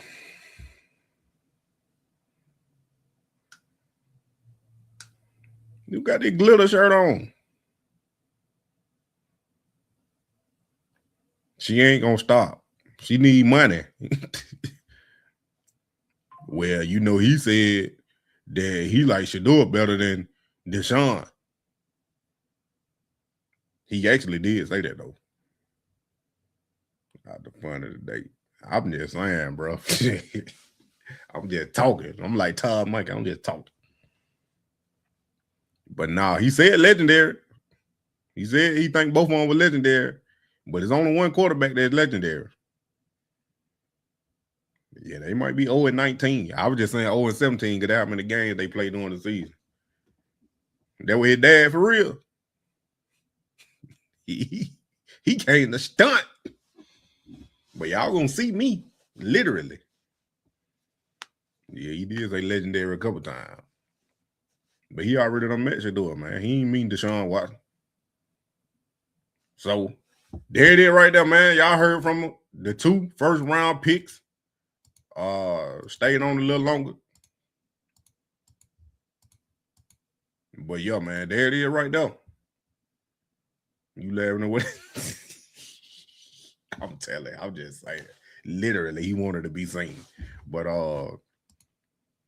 yeah, come back. About 3 hours. We gonna be right back at this thing, man. I gotta eat. I'm barely eating these days. It ain't because I'm sick or nothing. I'm just intermittent fasting. I'm trying to lose this weight. That's all it is, man. I'm trying to eat in moderations and not a lot at one time and take in less calories than what I'm eating. Burn more calories than what I'm eating. Calorie deficit. Big word. But it is what it is, man. And I appreciate y'all. But I ain't taking no old Ozempic. I ain't 600-pound life. I just need to lose 20. I don't need no Ozempic.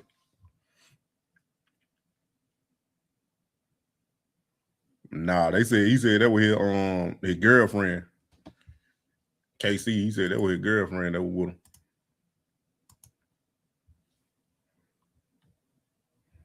I'm just saying. RMJ trying to try folk.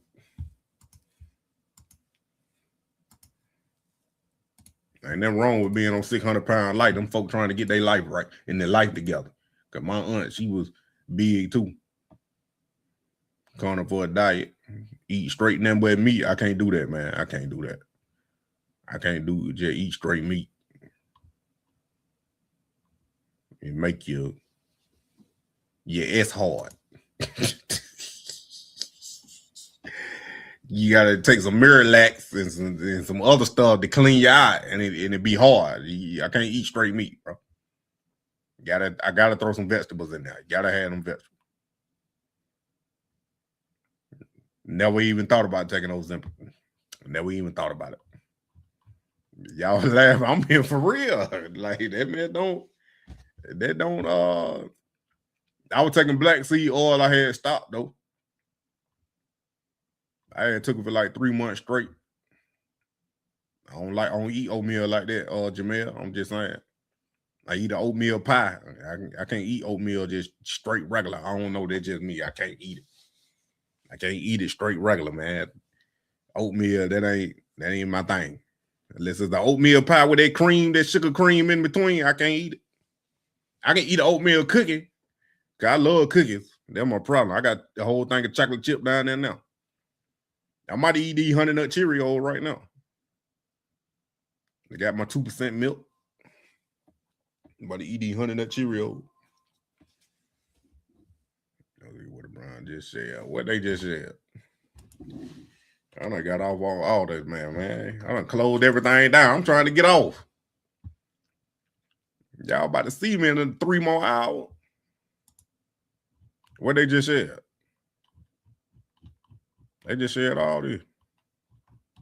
What they just did.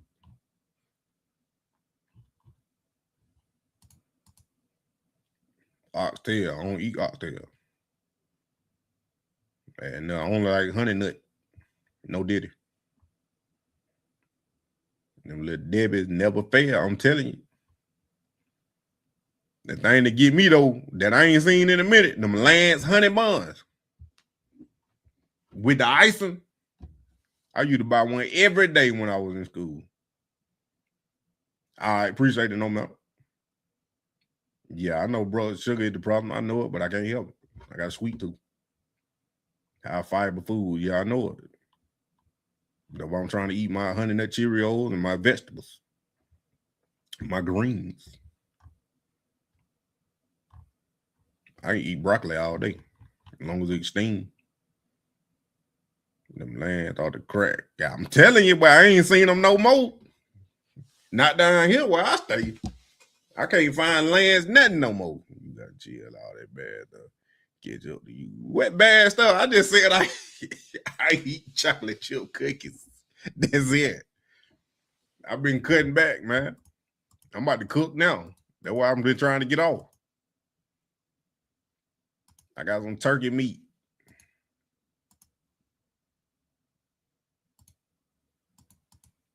I might have to go live and show y'all me, show me cooking. Yeah, lamb made them good snack, man. But I'm telling you, them honey buns with that all that ice glaze on the top. Warm it up a little bit. You hear me?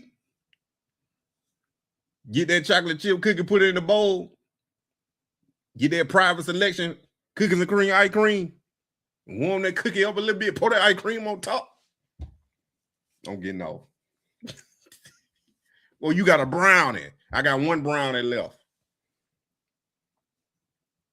My mama had cooked some brownies. They past weekend. We don't eat them all the time now. I don't want to hear none of that. We don't eat them all the time. But you want that brownie up, put that same ice cream on top. If y'all ain't had no ice cream, if you ain't had private selection ice cream, you can only buy it in Kroger. It's private selection. Hence the name. You can only buy it in Kroger. I do 15 seconds. Like mine a little steaming. So then when I put the ice cream on top, it cool it down. It just tastes a little bit better. Fell out the wagon. You fell out the wagon. And I hope you didn't. You ain't breaking that, did you? Stop on a honey bun. Y'all about to go, Bishop about to go get him with honey bun right now. I don't eat, ain't no pork chop. And forever, boy. I grew up on that pig, though. I quit eating it. I barely eat bacon now. I eat it every chance I get, though, but I don't eat it like that all the time. No, but I ain't had no rib, no pork chop, no pulled pork, no bacon like that. I ain't had none of that, bro. I done cut it down. I done cut down them that type eating a lot the past 5 years. Really, yeah, about 5 years. I've been cutting down on it. Straight in the air fryer. Yeah, we put cooking in the air fryer. I could put it in the oven sometime. Fried ice cream donut. You telling me not to eat this stuff, but then you talking about fried ice cream donuts. What? Let that plastic bubble up on a honey bun in the microwave.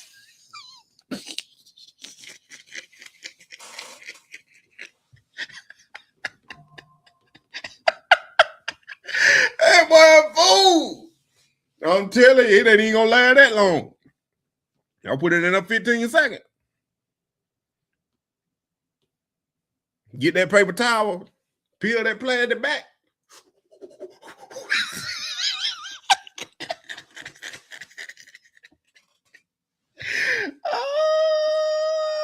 That beef bacon. You weird.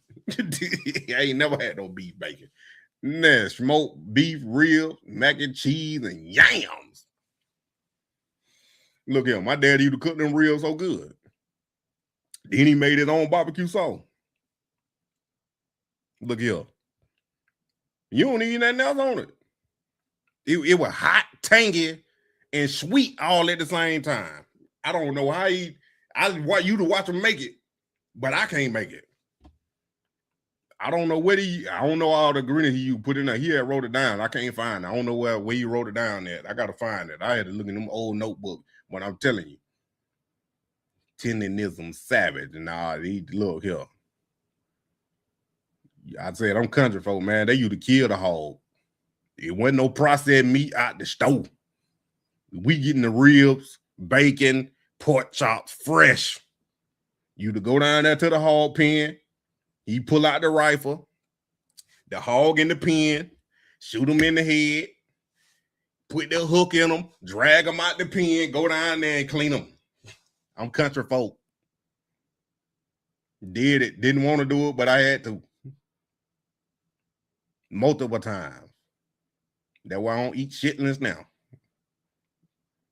Chitlins. No, they shitlins. They what the name was. Shitlins. That's exactly what go through it.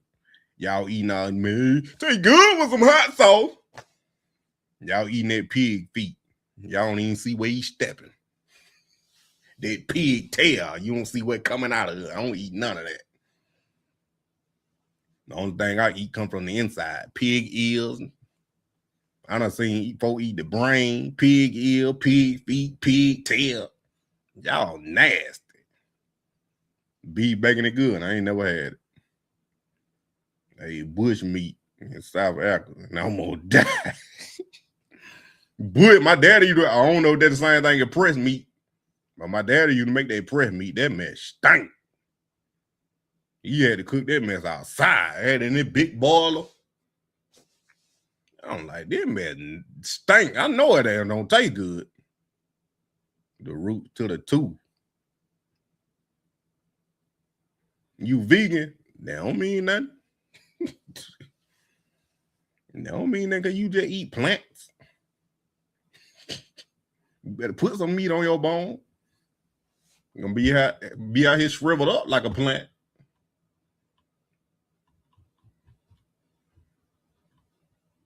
No, I can't go vegan though. I like meat too much. No diddy. Rooter to the tooth. Neck bone. I don't eat no neck bone. And pinto bean. You picky. I'm picky too. You don't eat stuff like bush meat as a child. Don't do it as an adult. Never had it. Never will. I done ate some deer sausage on accident. My dad and uncle, they used to make sausage. They make their own sausage too from the hog. So then they had killed, my uncle had killed the deer. They had some deer sausage. My uncle like his sausage spicy. He put all them peppers in there and that sage when they mixing it up, cause they grind the meat. They used to grind the meat and everything in the house. Had a big cooler of meat and they used to sell the sausage. It was good though. It was good. Yeah, it tastes crazy. And then them brown chicken eggs, they taste different from them white eggs now. You don't eat no possum or coon. This is delicious. It was good. It just tastes different. I could tell it wasn't pork. I'm telling you, I could tell it wasn't pork. It wasn't bad, but them brown eggs definitely got different taste. Especially when you get it straight from the chicken. Yeah, we had them too. Go out there and just pick them up. Come in their house and fried. Y'all making me hungry. I'm good. Yeah. What you done got? Ronald done went and got some Chick-fil-A. On the eat brown egg. Yeah, you country folk for real. I eat a brown egg, it just tastes different. Let me get all that time, man. Y'all talking about food now. Ostrich taste crazy too. I ain't had no ostrich. They had some emu. My uncle had some emu, and my dad, they had emu down there with that big black egg. I ain't never eat it though. From South Georgia. Nah, I'm from middle. I'm Central Georgia. We just country folk. That's how they grew up. Killing hogs, farming, picking peas, collard greens, watermelon, selling them. Alligator? Nah. The only alligator I want to see is on the TV. Some free range brown egg. That don't mean nothing. Where you get the free range? Free range don't mean nothing. That chicken just out there in the field eating everything. That's all that is. The egg don't make no difference. The one chicken locked up, the other one ain't. That's all the only difference. Then they want to charge you more because it say free range. Ain't no difference in their egg. The only difference is free range. The only difference is you might get a little trash in the egg if you get a free range chicken. That means he out there eating whatever he can find. That's it. So you might get a little, what I mean by trash, it might be a little something in the egg that you need to pick out. Ain't gonna kill you nothing though. That's all. Yeah, y'all ain't know I knew all that. This need to be a member only live. With that squiggly, yo. You know when it got some real. Ronald done went and got a pulled pork plate. You know, went to the barbecue spot and told her I need that pulled pork. Extra barbecue. Give me them barbecue fried too and the bread. Extra salt. Wagyu beef. Yeah, I done had Wagyu. You eat them shitlings. RMJ eat them shitlings. Louisiana ain't frog leg. No, you straight. I can have that over there. Out there in the bayou. Y'all can have all that. The NFL's boys had played they claw because she do a fall in the dry. They're like wet Pete. Wet claw. Yeah, you can eat them shitlings. I forgot y'all older. Y'all done drained the chicken neck and ate the shitlings and hog maw and green beans, tomato, yam, bam. You name it. Man, Robin, you ain't from no Louisiana. You stay in Bama. Why you from Louisiana and stay in Alabama now? Oh, it don't make no sense.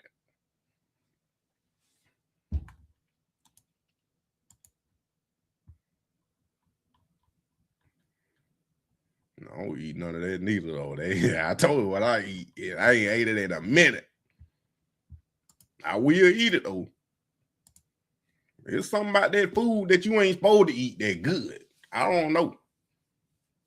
It's like, don't steal my idea. All y'all sitting in the background. Them AIs and all them folk across the water. I know y'all in here. Don't steal my idea now. Did my proof that it getting copyrighted. I'm thinking about doing a fast food health rest place.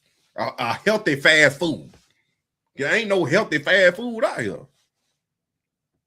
And I don't want to hear about no kava and all that mess. That mess nasty.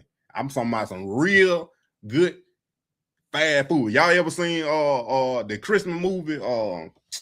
What that is? Dang, I forgot the name of it. The Christmas movie. They had the two. They had the first one with the little girl and the brother, and they had went with Santa Claus. The little girl had snuck in his sleigh when he was dropping off the present. But then they had another one. Santa Claus had got locked up, and the boy they had stole the red Hellcat and all that. Y'all know what movie I'm talking about? Then Santa was in jail and he was singing and all that. One of the best Christmas movies I ever seen. But the number two, they got the little black boy and the little girl and the family. They out in Hawaii or somewhere and they on vacation. And then for Christmas, and then Santa, they get took and stolen by one of them fat elves, and he getting revenge or something. And then basically what I'm saying is when they go to Miss Claus and Santa Claus house, they got all these sweets and stuff sitting on the table, but they ain't sweets. The broccoli look like cupcakes. The carrots look like cake. The celery is cookies. You get what I'm saying? Like, why couldn't God make that? Why he couldn't make the good stuff, the healthy stuff? Why all the bad stuff got to be the good stuff that tastes good? Yeah, potential. I ain't figured out how to wet foods and all that yet. What would be the idea of it? But I just brought that to y'all, man. That's, like I said, that's supposed to have been a closed members only live session right there. Well, yeah. So if somebody steal my idea, y'all know where it came from. North Carolina in the house. What part? I used to go to school up there. Monroe, Louisiana. So why you said? So you were lying. Okay. You were lying. Okay. It cool. Y'all ain't gonna get my real location either. Salad would be mandatory. Yup, but you can still have a bad salad now. Just because you got eating a salad don't mean it's healthy. You put all that sour cream and just like you do on your baked potato, put all that cheese. It ain't even healthy no more. Scott and Nick. Scott and the Nick. What? Where you stay? Man, I don't remember that address. I told y'all I ain't no stalker. I don't remember.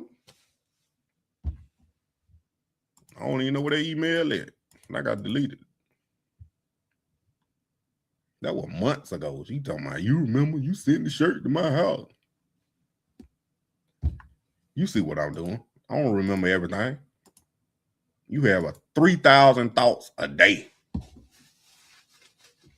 And you won't remember your address. Let me look at this stock market really quick. Now I want to go up after I sell my option play. NVIDIA want to explode after I sell my option. Sold my option yesterday. Now it want to explode. Jackson, Mississippi. You was out there at Jackson State. Let me get on, man. Y'all, I'm supposed to be managing my time.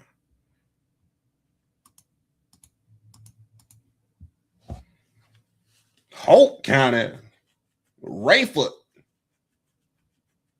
No, I was in Murfreesboro. Yeah, AMD gapped up. I looked at that, man. I'm like, what happened? What the news is? Hey, Jamel, send me a report, man. I appreciate it. You know, I ain't paid for Claude yet. I ain't got money for all that right now. You big baller, though. But, yeah, it's still up there. AMD hit 352. What made it gap up? AMD? Yeah. I need to know where it made it gap up. It gapped up hard. I be looking at the daily chart. It gapped up hard. But I was on watching Stock Up with Larry Jones in the morning, and I had joined his little money moves where he do the plays and stuff. He would live stream trading. And man, I had took a package back to UPS and missed the entry on NVIDIA, man. I missed the entry, man. And then Keenan Grace, another dude I watched, he talked about AMD last night. He made a video about AMD last night. I ain't even got AMD, man. I should have bought AMD when they were talking about when it was $70. I ain't even touch it. I was all in on NVIDIA. Man. But they cool. One of those banging on your way out. Yeah, I got you. I'm about to get on, man. Y'all got to subscribe to Brown Time Opulence to get that YouTube channel that's stocking crypto. Cause Bitcoin look like it might crash, but I don't know. They talking about peace talks and all this. That's probably why the market ran up. Vanguard done did they ETF stock split. Y'all need to build y'all foundation and get them. Then y'all know here done made me hungry talking about food. You got in at 150, man. I was looking at AMD at Chris Sang. He made a video talking about AMD too. He made a video like last week talking about AMD, talking about how they gonna explode. I ain't had no more money left. I already had them options. All my money was in the options I had. And I just got the money. I just sold yesterday. So now the money back active today. And then AMD run up. I'm like, that's great. The next best thing on the way. Yeah, it is. Son of a report. Appreciate you. He got entitled. Who? I'm about to get all this night, man. I appreciate y'all for talking with. Come back. It's 6:45.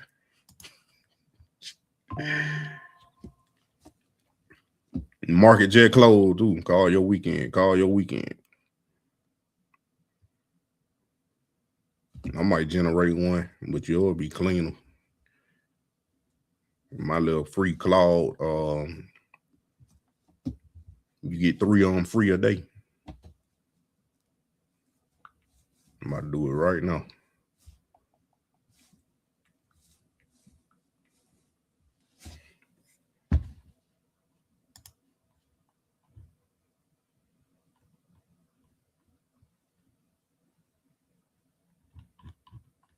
But y'all gonna give y'all a little advice on the way out. If you ain't got $1,200 saved up in a savings account or at least 6 months worth of expenses, you need to start working on it right now. I ain't got it, but I'm telling y'all to get it. But I'm just saying. get my nephew some video start while he's a year old, baby. Yeah, you need to get that now. I ain't saying today. Like today, wait till it go red, then buy it. I always buy on a red day. But if you planning on holding till he 65, then yo, you can go start buying now. It don't even gonna matter.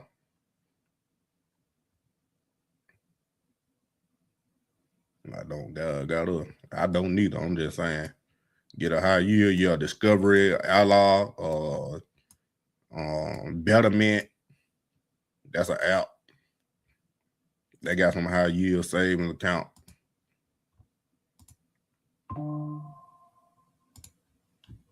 I like my money moving fast though. So I get in our stock option. I was up $1,200 in 2 weeks. I was up $1,200. I showed it on Brown Time Options and everything. And then Tesla earnings happened. Tesla fell. It kicked me out because I had my stop loss set. And then that was yesterday. And then I looked at the other two. I'm like, man, they about to come down. So I sold my other two options. I had Microsoft and NVIDIA option, call option. I sold both of them. I still got my Apple. I still got 3 Apple calls, but they ain't no big call options. But they making about $34 right now. When I guess I'm gonna hold on to them until closer to the Apple earnings and see what happened. But man, I should have got out of that Tesla. In fact, you gonna be a dope boy. This said, look, at Jamel, he'll tell you, they might as well be the dope gang. The way how crooked they is, how crooked these folk is playing this stock market. That's why. What you think Trump doing? What you think they talking about insider trading and all that? They might as well be the dope gang. It's just legal, and they playing it. While y'all up here arguing and worried about what Trump ain't doing and what he ain't saying and what he is saying, they got there making money on everything he say while you up there complaining. He talking about he gonna attack them folk, the stock market drop. He do a taco trade, Trump always chickens out. Trump say he gonna blow them folk up, and he backtrack. He say he gonna blow them folk up, stock market go down. Then he take it back. I'm not gonna do anything. Stock market run back up. What you thought they did when that stock market went down? Them folk bet $950 million. They bet $950 million. Think about that. You ain't even got you can't even say $950 million. You ain't even got $950. And they betting $950 million and making money while we up here struggling. That's why you need to know financial literacy. But I appreciate y'all for coming. Yeah, you sure do. Hey, Jamel, you heard of Unusual Whales? You might need to check them out. They like a stock market, a stock screener for options and stuff. I don't know if you heard of them, but check them out. Yeah, Unusual Whales. It's a website, but they do got a X and all that too. I used to be in it, but I didn't know what I was looking at. So I felt like I was wasting my money, but I'm gonna jump back in. But like they got all the option plays. They give you alerts when somebody buy a big chunk, like let's just say like Nancy Pelosi, she bought this stock right here. They'll notify you when somebody buys like a big number of the stock option or whatever. But yeah, man, I appreciate y'all. I'll give y'all one on the way out. Let me go through the valley. Appreciate y'all. Come back. Sneak peek 45. Talk to me, Lord. If you brought me to it, you walk me through it. Amen.